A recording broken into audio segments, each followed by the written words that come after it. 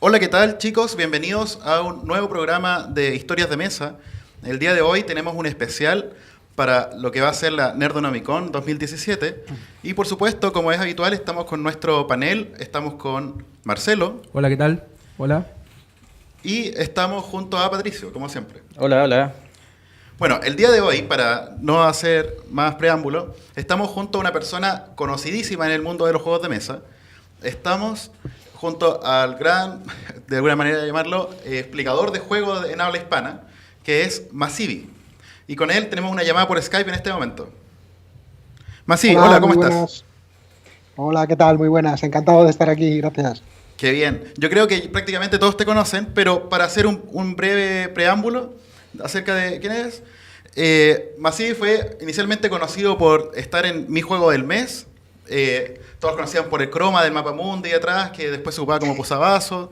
Después empezó a estar en Zacatruz, cambió todo esta mecánica y ha sido, incluso para nosotros, un referente a la hora de, cuando abrimos un juego, de conocer las reglas, de aprender cómo está, o incluso mirar los componentes y decir, ¿sabéis qué? Este juego tiene componentes que me gustan, si es que me gusta pintar, si me gusta lo de Ameritrash, todo eso. Sus gustos principalmente, de chico, creo que le gustaban los juegos de rol, como todos. ¿Sí? Sí, Confírmame. sí. Eh, y vamos a empezar de inmediato. Primero, ¿cómo estás? ¿Qué tal están las cosas por allá? Bueno, pues todo sigue bien, vamos, no hay nada de momento de lo que nos podamos quejar mucho. Bueno, empecemos con la entrevista. La primera pregunta, vamos a hablar acerca de tres tópicos grandes, acerca de juegos de tablero, por supuesto, acerca de un poquito más de tu experiencia y desde un punto de vista general de cómo es el mundillo de los juegos de mesa. Lo primero Ujú. es conversar acerca de, vayamos como desde lo más popular hacia lo más principal. Eh, la pregunta clave, ¿por qué Catán es tan importante? ¿Cómo es para Catán la puerta de entrada para muchos jugones o que quizás no conocen nada, pero comienzan a adentrarse en este mundo? ¿Cómo lo ves tú? ¿Te gusta Catán? ¿Lo recomendarías? Bueno, personalmente debo reconocer que a mí Catán no es un juego que me apasione mucho, ¿vale? Pero sí que me parece un buen punto de entrada y entiendo que mucha gente entre en el mundillo precisamente por Catán. A veces cuando hablamos con alguien sobre juegos de mesa rápidamente piensan pues en el Monopoly o algo parecido, estos juegos, ¿no?, de los años 80, y es como una idea que tienen ahí un poco como cierta barrera o cierto rechazo. Sin embargo, si se acercan a algo como Catán, por ejemplo, sí que ven cierto gusto a la hora de jugar. No es una oca, no es un parchís, no es un simple juego de tirar unos dados, sino que tienes que darle un poquito a la cabeza, tienes que gestionar un poco más o menos lo que tienes y demás. Y yo creo que esa es parte de su éxito, es parte de su éxito. Es un juego sencillo de conseguir, es un juego sencillo de jugar, de sacar a mesa, de entender, es muy bonito visual y me parece una muy buena recomendación para alguien que quiera acercarse. Entiendo que tenga éxito, aunque, insisto, y vuelvo a lo que decía antes, yo personalmente no es que sea un fan muy grande de Catán. Y en ese sentido, entonces, ¿cuál sería tus juegos que recomiendas para alguien que nunca ha jugado? En mi experiencia, lo que mejor funciona para introducir a alguien que nunca ha jugado es un juego más colaborativo, algo que a la gente le choca muchas veces o se quieren acercar por el hecho de decir, oye, ¿qué es esto de jugar todos en el mismo bando y jugar contra el juego?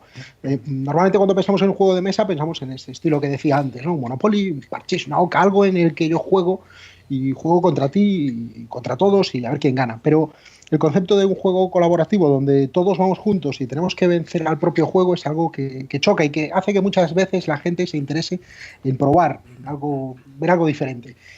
Respecto a eso, yo siempre me ha gustado mucho, por ejemplo, La Isla Prohibida o El Desierto Prohibido, como juegos de iniciación a gente que no lo conocen. Y si es gente ya un poquito que se le ve que va un poquito más allá, quizás sacar un Zombicide a mesa, pues es un buen punto de entrada. Perfecto. Entonces, por ejemplo, ¿qué pasa, supongamos, con las personas cuando uno las empieza a conocer? ¿Hay un juego en particular como para cada tipo de persona? Digamos, más para niños, más para adultos, pero quizás el rango de edad no es suficiente. Hay que pensar como en su perfil, si es una persona que esté cercana a los juegos o simplemente una persona que no conoce nada. ¿Cómo podemos abordarlo en el momento de presentarle algún juego? La edad, desde luego, es un factor importante y vital, ¿no? Obviamente no podemos jugar a lo mismo con un niño de 6 años que con una persona de 40. Pero además de ese obvio salto de edad, yo creo que sí importa un poco el perfil. Hay gente a la que no le podemos sacar un juego que tenga mucha narración o mucha descripción, muchas cosas que leer, aunque sea sencillo, ¿vale? Pero simplemente que no es lo que le va a enganchar.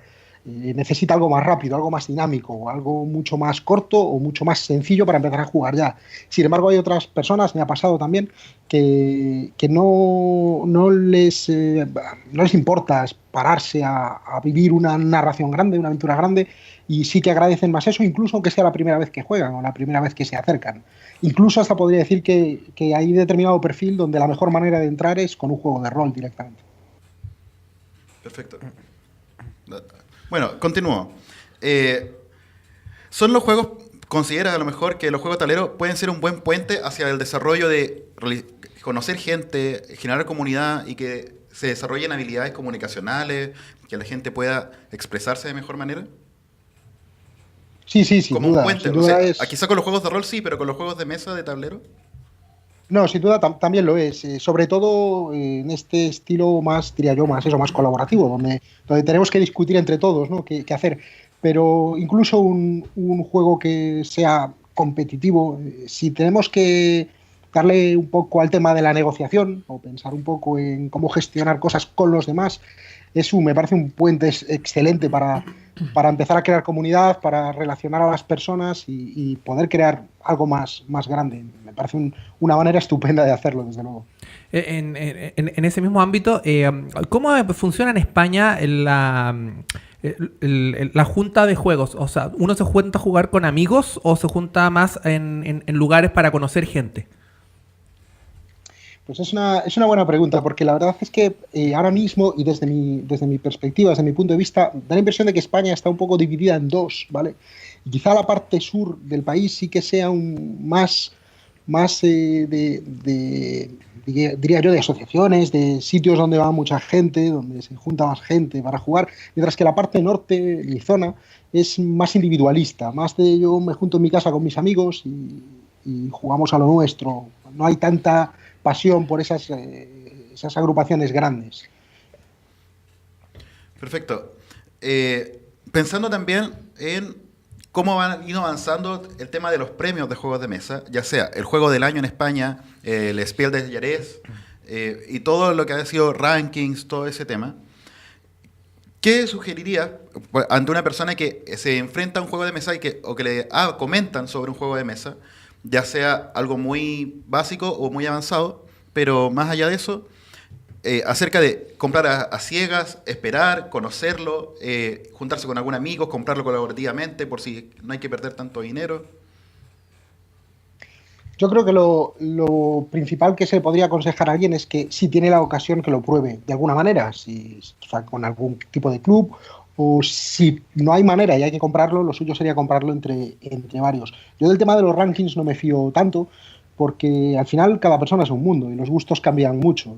De hecho, los juegos que salen premiados internacionalmente y demás, a mí personalmente no me suelen gustar mucho. Entonces, entiendo que cada uno tiene unos gustos particulares y que tenga unos premios, más o menos premios, o que sea más o menos recomendado por alguien, no tiene por qué ser el juego para ti. Entonces, yo creo que lo mejor sería poder probarlo si es posible. Y si no, por lo menos comprarlo entre varios, por si acaso resulta que no nos gusta y podemos pues amortizar un poco la pérdida de dinero, vaya.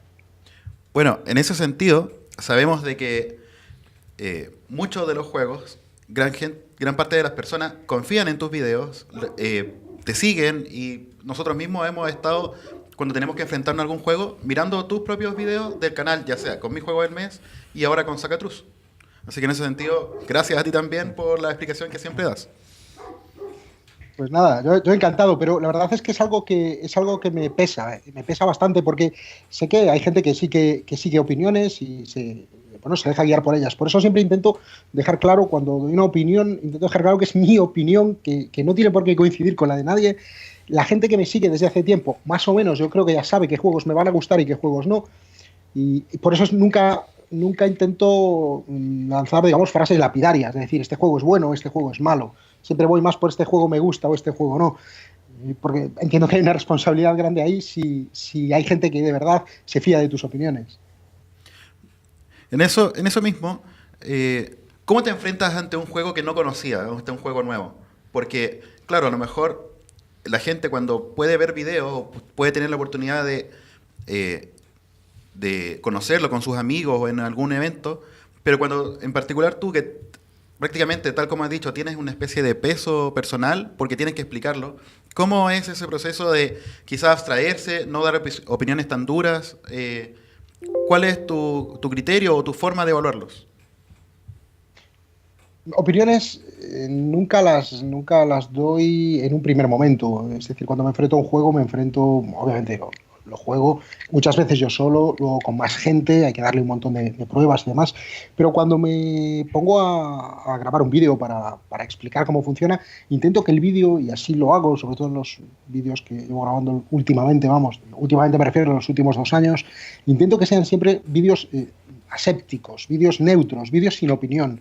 Yo te enseño a jugar al juego en la medida de mis posibilidades, pero no intento dar carga emotiva a eso. Se juega así.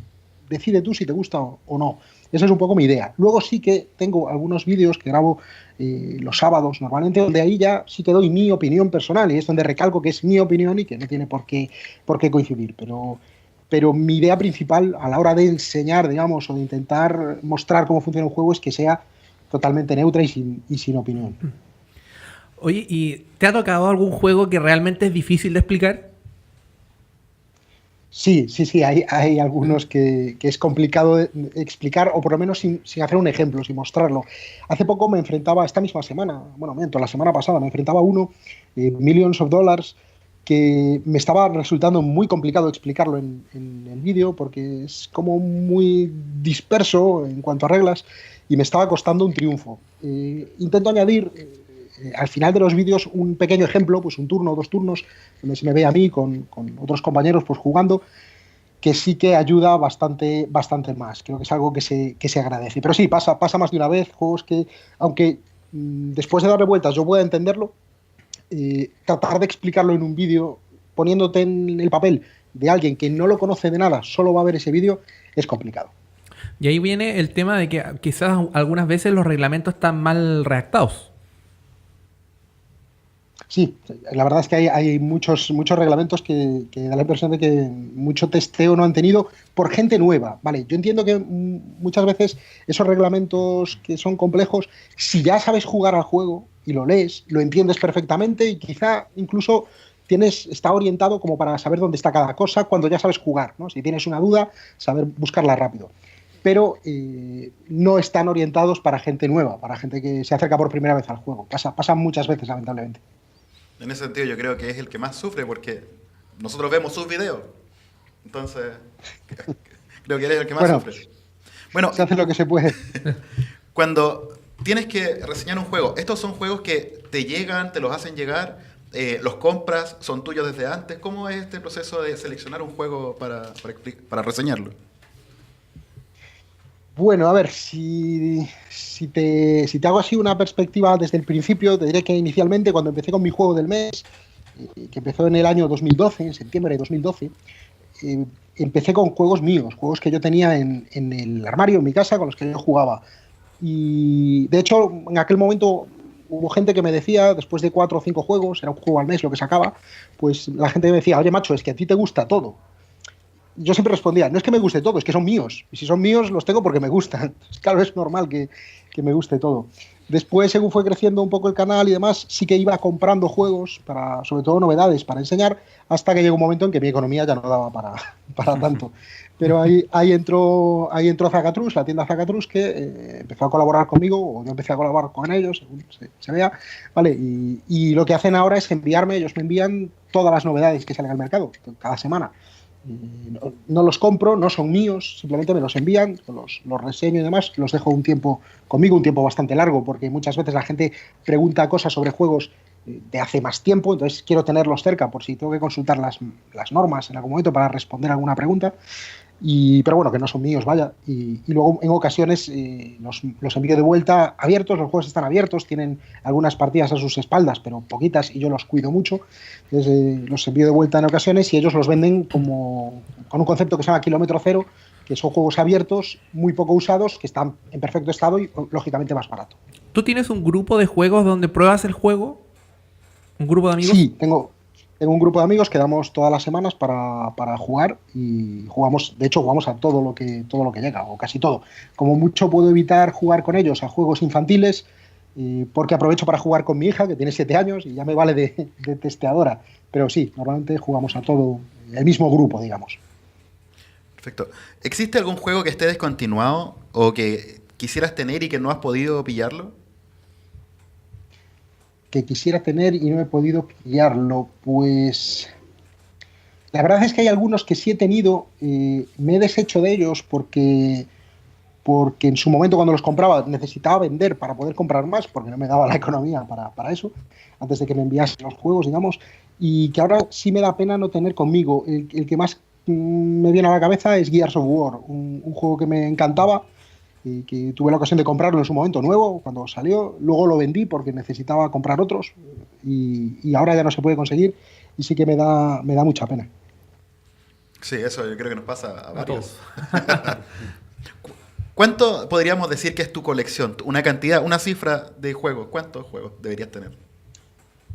No es muy grande, ¿eh? No creas que es muy grande. En el momento en que estaba con mi juego del mes, cuando yo compraba los juegos y demás, podía tener unos, no sé, 150 aproximadamente. Ahora mismo, que ya lo cierto es que, claro, ya no los compro y me he deshecho de muchos. Y míos propios, no que me mande Zagatrus, que realmente son de ellos, míos puedo tener unos 20, no más. En ese sentido, ¿participas a lo mejor de importaciones, crowdfunding, los apoyas o esperas a que sean juegos ya probados? Que se hayan salido al mercado por una editorial fija. Salvo que el juego me llame muchísimo la atención, sí que ahora espero a que lleguen aquí. Porque realmente me llegan novedades, me llegan juegos cada semana, cada viernes, me llegan entre 4 y 6 juegos para reseñar, para sacar vídeos y demás. Es material más que suficiente. Además son juegos no nacionales, pero juegos que sí están en el mercado español y que están en castellano. Entonces ya es un material más que suficiente para meterme en juegos que están en inglés, donde es más difícil conseguirlos quizás y demás. Aquí en España nuestro gusto por los juegos en inglés no es muy alto, ¿vale? Deberíamos mejorar mucho nuestro nivel de idioma para eso. Y entonces no me meto mucho en eso, salvo juegos que realmente sí me llamen muchísimo la atención o que esté esperando especialmente, que sí me puedo meter, pero no es lo habitual. Perfecto. ¿En qué se debe fijar, crees tú, una persona que quiera adquirir un juego para conseguir uno? ¿Cuáles deben ser como los detalles o precisiones para que una persona pueda adquirir uno? Ya sea a través de un crowdfunding o bien cuando asiste a una tienda pide una recomendación o está mirando las páginas de alguna tienda online. O los Mm, rankings Vuelvo un poco quizás. al- vuelvo un poco a lo de antes. Más que fijarse en puntuaciones o rankings, lo suyo sería, para mí, sería fijarse en cómo funciona el juego. Es decir, si se puede probar en algún sitio, estupendo. Y si no, más que buscar quizá una reseña, si tengo que buscar por internet, más que buscar una reseña, yo me iría a buscar una partida. Me gustaría verlo en acción. Es como realmente voy a saber si el juego me encaja o no. Puede haber juegos que me entren por la vista, que sean muy bonitos, que tengan pues unas miniaturas muy chulas, o que tengan unos componentes de muy buena calidad, o que ocupe poco espacio. Hay gente que valora que el juego ocupe poquito, que sea transportable y demás. Pero todo eso para mí es secundario. Yo siempre aconsejaría, no, pruébalo si puedes, y si no, intenta verlo en funcionamiento, que al final es de lo que se trata, de que el funcionamiento te guste. ¿Te ha pasado que alguna vez un juego, en la medida que estabas preparando el video, te decepciona? Bueno, en ese momento no, porque ya lo tengo más calado de antes, ¿vale? Pero sí que he pasado más de una vez juegos que cuando llegan a mí, cuando abro el paquete el viernes de novedades y veo alguno, digo, uy, qué pinta más buena. Leo el manual incluso y me parece que tiene buena pinta y luego a la hora de probarlo, no para hacer el vídeo, claro, sino probarlo con el grupo, sí que me llevo chascos grandes. Pero bueno, por eso intento precisamente que las explicaciones sean neutras, porque que a mí no me guste, que a mí me dé una decepción, sea un chasco, no implica que no tenga su mercado y tenga gente que le pueda gustar. Así que yo lo explicaré o intentaré explicarlo igual de bien que cualquier otro. Es mi intención. Puedo conseguirlo o no, pero vamos, es la idea. ¿Cómo ha sido el desarrollo de juegos en España, desde tu punto de vista?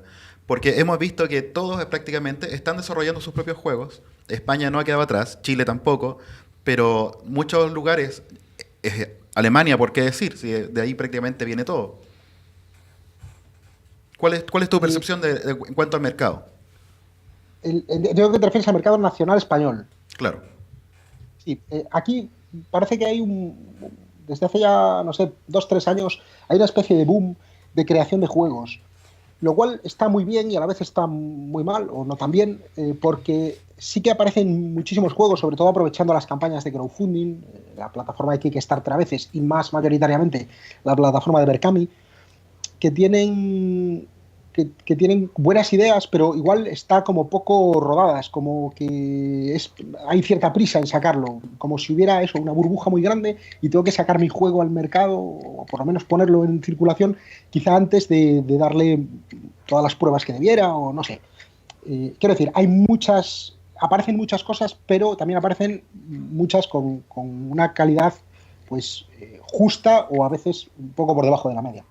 ¿Tienes algún de los juegos actuales españoles, algún juego como favorito que te pudieras decir, este juego llama mucho la atención o hay que ponerle algún ojo? Para una persona que a lo mejor no conoce y que está pegada en los rankings o pegada en los juegos famosos alemanes. Si es un juego ya existente, quiero decir, no Claro. juegos que todavía estén en Sí. campaña. El juego de piratas Skulltale siempre he dicho que es uno de mis favoritos. Creo que es una rara avis en el mercado español. No hay mucho juego español que sea un juego así tan complejo, tan Ameritrash, diría yo, que es mi gusto preferente. Y siempre lo recomiendo. Siempre me parece un verdadero juegazo. En ese sentido, ¿qué opinas, por ejemplo, acerca de la fascinación de pintar las figuritas? Ya que te gusta la Ameritrash y es como el foco principal. ¿Pintas tus figuritas? Bueno, las pintaba en su momento, yo después de chaval, hace ya muchos años, después del tema de rol, del tema de Magic, que también le pegaba, pasé a Warhammer, como muchísima gente. Y sí que pintaba mis figuritas, tenía mi ejército de no muertos y las pintaba. Soy un desastre como pintor, ¿vale? Todos. Es horrible, soy muy malo. Veías mi miniatura pintada y la que aparecía en el catálogo, ¿no? Y decías, a ver, ¿dónde está el problema? ¿Por qué me quedan tan mal? ¿Por qué no me quedan así como este señor que pinta en el catálogo? Pero sí me gusta el tema, a pesar de que sea muy malo. Pero bueno, no lo hago, ¿eh? A día de hoy no lo hago porque realmente sí, eso lleva muchísimo tiempo. ¿Cómo es compatibilizar en ese mismo sentido tu tiempo personal con el estar explicando juegos? Porque te llegan muchos juegos a la semana, te piden a lo mejor, o una persona impersonal, de manera no formal, te dice, oye, este juego lo quiero conocer, a lo mejor podrías reseñarlo entre amigos. ¿Cómo compatibilizas tu tiempo? ¿Trabajas, aparte de estar explicando juegos? Sí, tengo un trabajo de 8 horas al día que no tiene nada que ver con los juegos de mesa, claro. Realmente lo que hago con los juegos lo hago un poco en mi tiempo libre, cuando tengo un buen horario de trabajo, es decir, tengo las tardes casi libres y bueno, sí que le dedico parte de mi tiempo libre a este mundillo, pero bueno, es mi hobby a fin de cuentas, entonces si no se lo estuviese dedicando a esto, se lo dedicaría a otra cosa igual, quiero decir, es parte del tiempo de ocio que tengo, me gusta hacerlo. No me supone una carga, vaya. ¿Hasta cuándo piensas seguir? ¿Te imaginas, por ejemplo, en 10, 15 años más haciendo lo mismo? Es una buena pregunta que me he hecho más de una vez. Ahora mismo te diría que sí, porque precisamente es mi hobby, es lo que me gusta hacer, es decir, es donde me gusta dedicar mi tiempo libre. Entonces sí, me veo dentro de 10 años, pues, nunca se sabe lo que va a pasar, pero me vería igual, sí, no creo que tuviese mucho problema, pero bueno, el mundo da muchas vueltas, Dios sabrá. Perfecto. Vayamos a un tema más general. ¿Cuál crees tú o por qué las personas deberían estar jugando juegos de mesa? ¿En qué les podría beneficiar jugar juegos de mesa? Pues sobre todo en la socialización, lo comentábamos un poco antes. Sí. Un juego de mesa es algo social, es algo que une, que te hace pasar un buen rato, pero que te hace pasar un buen rato con los demás. No tú solo, no es un videojuego de estos donde juegas tú solo con una máquina, sino que es algo que vas a jugar con más personas. Y esas personas pueden ser desde amigos, gente desconocida con la que quizá puedas hacer buenas migas, o puede ser tu propia familia. Por tanto, creo que es un poderoso elemento de unión de gente, de personas que comparten un tiempo divertido, o esa es la idea, que se lo pasen bien, y que además es, entre comillas, y permitiéndolo, barato y que te permite realizarse en cualquier lugar. Quiero decir, puedes hacerlo en tu casa, puedes hacerlo en un parque si no llueve. Quiero decir, no hay mucha limitación, vaya. Bueno, antiguamente, cuando las personas que jugamos rol desde los 90 o de los primeros años 2000, el juego de rol, desde Vampiro la Mascarada, Warhammer, Rollmaster, tuvo un descenso impresionante gracias al boom del Internet. Y con ello empezaron a salir los MMORPG, muchos juegos dinámicos como lo que era WoW y lo que ahora ha sido últimamente el mismo League of Legends. Todo ha apuntado a que una persona pueda tener su personaje, desarrollarlo de alguna manera e interactuar con las demás personas. Sin embargo, hace unos 5 años más o menos, los juegos de mesa volvieron al mercado y volvieron a tener un impacto impresionante porque empezaron a crecer, la gente empezó a retomar los juegos antiguos, los juegos que estaban entre 2005 y 2010, que no habían tomado mucho y volvieron a reflotar. Junto con ello, ahora nuevamente el videojuego o la aplicación o la inteligencia artificial vuelve a meterse en los juegos de mesa. ¿Cómo ves tú esta nueva irrupción, y como programador que eres, en la fusión de estar con juego de mesa físico y este paso al siglo XXI con inteligencia artificial, que exista un ente o estar pendiente de un equipo electrónico cuando ya habíamos recobrado el físico? No lo veo mal, lo he comentado también en varios foros y demás, yo no lo veo para nada mal, siempre que aporte algo y sobre todo que no quite protagonismo a lo principal, que es el propio juego de mesa.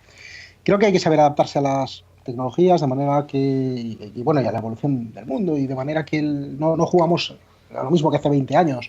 Los juegos han cambiado, han evolucionado. De hecho, últimamente da la impresión de que los diseñadores de juegos están estrujándose mucho el coco para hacer novedades en cuanto a mecánicas o precisamente inclusiones como el tema de la tecnología para dar algo novedoso, algo nuevo a la gente. A mí me parece que si me va a aportar pasármelo mejor, si me va a aportar una carga, yo además, como decía antes, soy muy Ameritrash, soy muy de juego narrativo, de juego de rol. Si me va a aportar narratividad, si me va a aportar historia, si me va a aportar diversión, a fin de cuentas, por mí bienvenida sea la tecnología, no tengo ningún problema en jugar con ella. Si simplemente va a hacer que evite utilizar componentes analógicos, entre comillas, ¿vale? Como pueden ser los dados.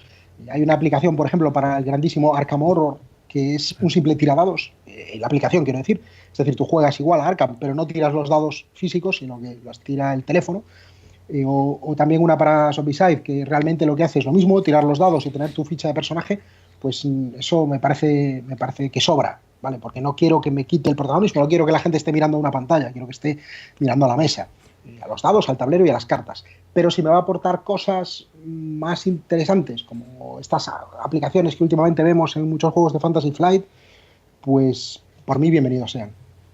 El mismo tenor. Uno ve las novedades que vienen, por ejemplo, para Essen este año o los años anteriores y empieza a revisar las mecánicas, y en realidad no hay grandes mecánicas nuevas que te asombren, o el juego que todo el mundo esté vuelto loco por tratar de jugar. ¿Tú has notado eso? ¿Tienes alguna opinión que la novedad del fondo ya no es la misma de antes? Sí, y justo por ahí va mi comentario anterior, ¿no? De que parece que ahora últimamente sí que se estrujan un poquito más la cabeza, sí que le dan vueltas al cerebro para ver cómo innovar. Sí que da la impresión de que hace unos años era todo muy similar, eran las mismas mecánicas con otra pinta, ¿no? De hecho, llegando tantas novedades como me llegan a las manos cada semana, al final cogiendo un juego nuevo del que no sabes nada y solo leyendo, el que hacen probarlo siquiera, solo leyendo las instrucciones, ya rápidamente es igual que este otro, pero con esta otra temática. O es igual que este otro, pero cambiando esta regla. Y daba un poco la impresión de estancamiento o de simplemente seguir dándole vueltas a lo mismo, explotando lo mismo que ya funcionaba, está bien que ya funcionase, pero no innovando mucho. Ahora creo, espero no equivocarme, que sí que se está innovando un poco más en mecánicas, estamos viendo cosas muy, muy interesantes. Qué bien.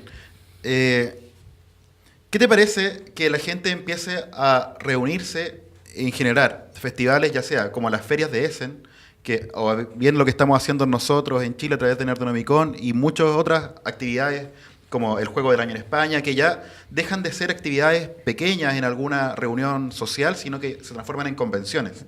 Que la gente ya no le queda a lo mejor incluso corto una sola actividad y quieren siempre más diversidad, cambios. Yo creo que es algo de tendencia natural. Es decir, el mundillo crece y según va entrando más gente, pues más va creciendo. Además, me da la impresión, esto es sensación mía, puedo estar equivocado, claro, pero me da la impresión de que la gente que entra en el mundo de los juegos de mesa entra con, digamos, como muy apasionados y rápidamente de no tener nada pasan a tener una colección grande de juegos y están muy atentos a novedades e intentan difundir la buena nueva de los juegos por ahí.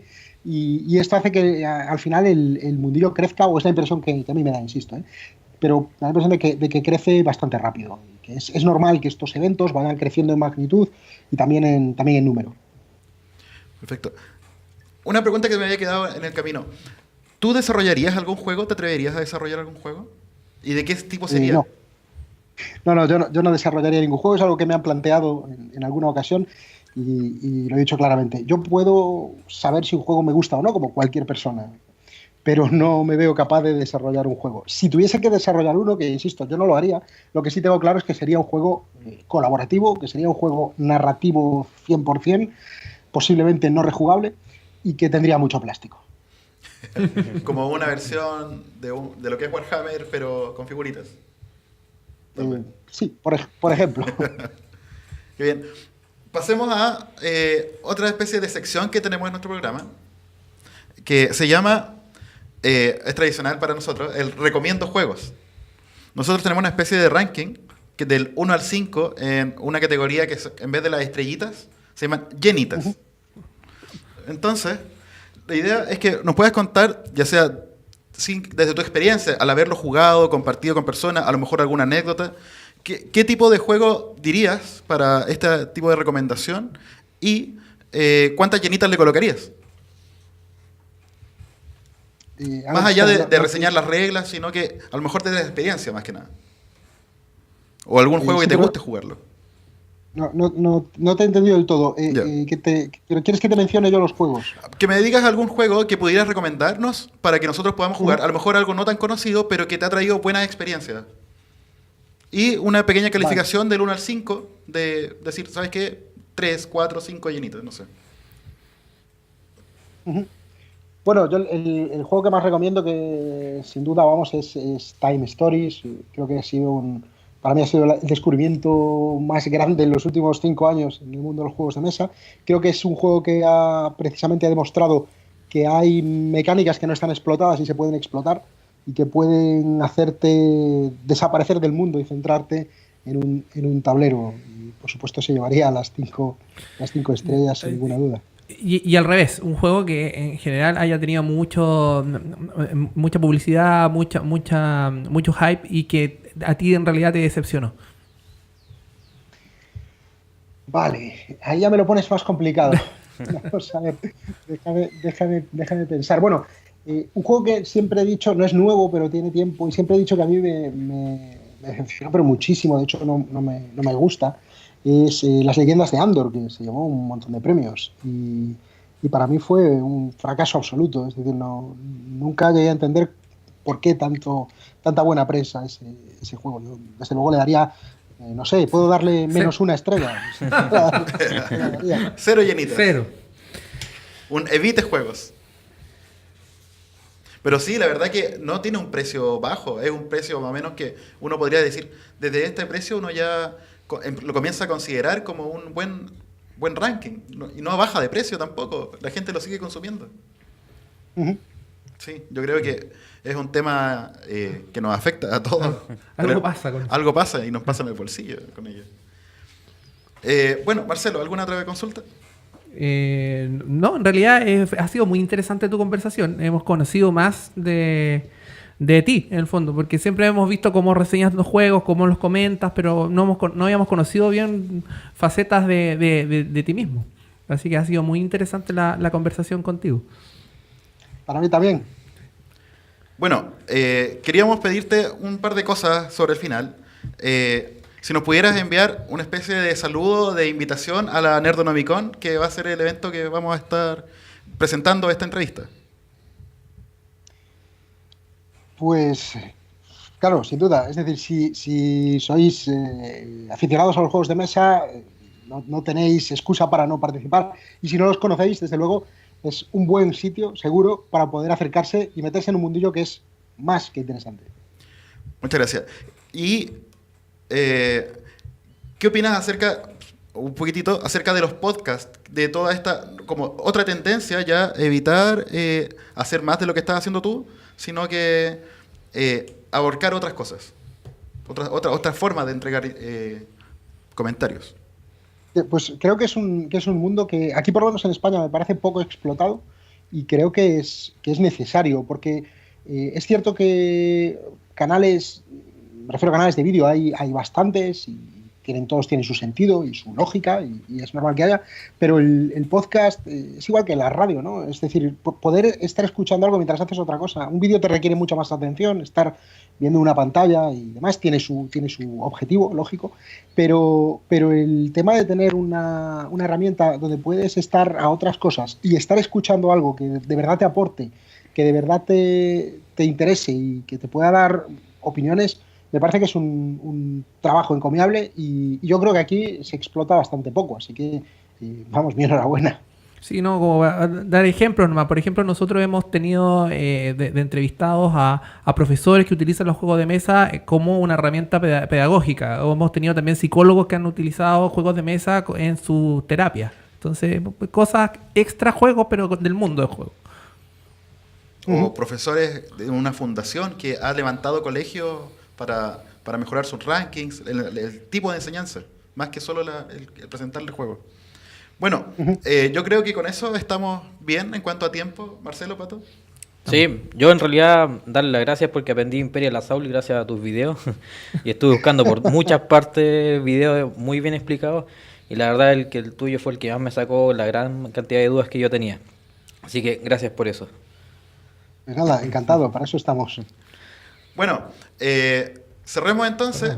Te agradecemos una vez más, Masivi, por tu contacto, por tu voluntad, por tu buena gentileza que has tenido con nosotros.